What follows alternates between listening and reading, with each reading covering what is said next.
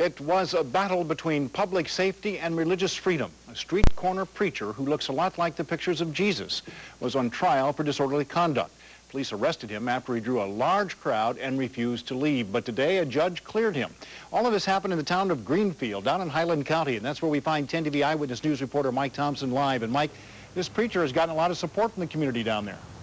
Dave, a lot of people in town feel the police went too far. This is where it all began. Late Saturday night, actually early Sunday morning, Carl Joseph was preaching right here. About 20 people had gathered, and some of those people were spilling out onto the street. Police felt that was unsafe, and they asked the preacher to move along. He refused. They arrested him. Today he went on trial, but a judge cleared him. It was a very unusual case involving a very unusual preacher. When Carl Joseph strolls through town, people notice. He attracts the paparazzi. He gets strange looks. Because you never see nothing like that every day. Joseph does not proclaim to be Jesus. He says he's his missionary. It's a mission very much like Jesus himself, like he told his apostles to do. Something very basic. But Carl Joseph looks like Jesus. Long hair, beard, bare feet, a long white robe. I take those words that he said literally when he said, only have one tunic when you go out. It's very practical, simple. Joseph says he's been to 47 states and 13 countries. He travels mostly by foot.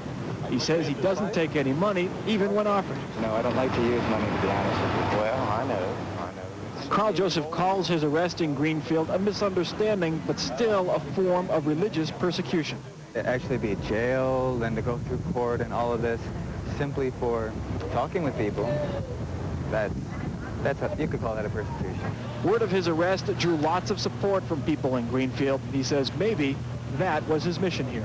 That was amazing, and that's a great thing about how God can take something that's bad and injustice and bring even a greater good out of it, all of the community support. Now, after the decision today, Carl Joseph headed east. He wants to make it to New York by foot and then get on a plane and be in the Middle East by the year 2000. But before he left, he and his attorney had a victory lunch right there at McDonald's. Dave, back to you. Yeah, I was going to say, if he doesn't take any money, Mike, how does he live then? I guess he just goes town to town accepting gifts and meals and things like that from people. All right, in-kind contributions. Thank you very much, Mike. After issuing his ruling, the judge suggested that Carl Joseph preach, I should say, in safer locations. Andrea? A Columbus